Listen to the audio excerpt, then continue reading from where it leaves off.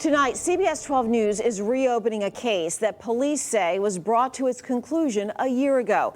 But the family of the 16-year-old who died doesn't believe that conclusion, and they turned to the CBS12 News I-Team for help. Answering that call, we have uncovered new evidence, and we're taking a fresh look at the shooting that claimed the life of Barbara Betancourt.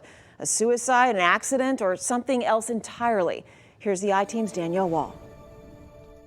Last month, Barbara Betancourt should have celebrated her 18th birthday. There was no cake, no registering to vote. Right now, her family is still trying to figure out what happened to Barbara. And tonight, you'll hear from a forensic expert who says there are serious problems with the police work. Somebody got shot. I need paramedics here now. Somebody got shot. I need paramedics. Somebody got shot? Now at the house meeting. Somebody got shot in the neck. I need paramedics here now. That's the voice of Barbara Betancourt's best friend. Frightened, not sure what to do, not even sure what just happened. This is the first time we're playing this 911 call for you. It's part of the evidence the CBS12 News I-Team uncovered. The best friend told police she went with Barbara to Barbara's ex-boyfriend's apartment. The two of them went into a bedroom while she waited in another room. Then there was the sound of a gunshot. Who pulled the trigger? Unknown. Trying to go to jail. If you couldn't make that out, that's a young man telling the dispatcher, "I'm going to jail."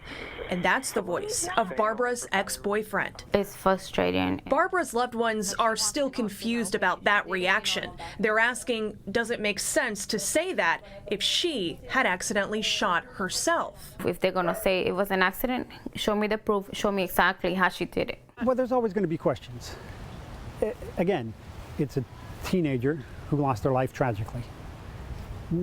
Nobody's ever going to want to accept it was an accident. The Palm Springs Police Department believes that the evidence supports the ex-boyfriend's explanation of the incident, and his version goes like this.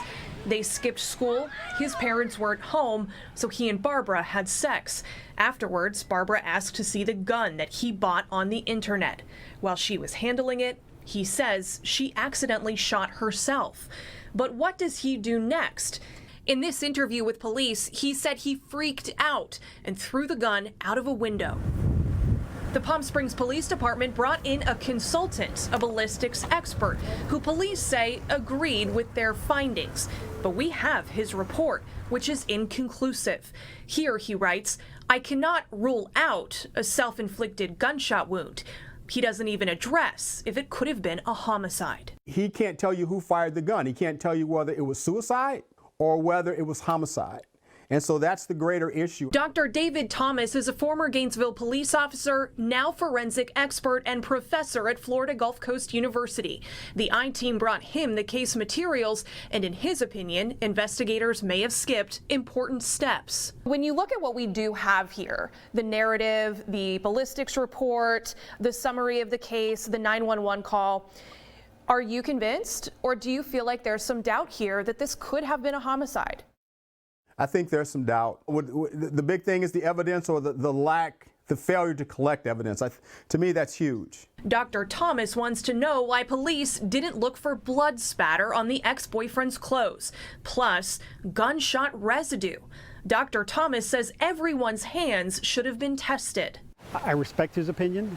I have to respect the outside person that we talk to. I have to respect our investigators. Edgar Morley, spokesperson for Palm Springs Police, says the department doesn't do gunshot residue testing. One reason, he says, in an enclosed space, gunshot residue could end up on everyone's hands. You have to go wherever the evidence takes you, and they're not allowing that. It almost seems like they're trying to take the evidence and let it fit the narrative. A year and a half after Barbara's death, her ex-boyfriend is set to appear in juvenile court this week, charged with illegal possession of a firearm and evidence tampering.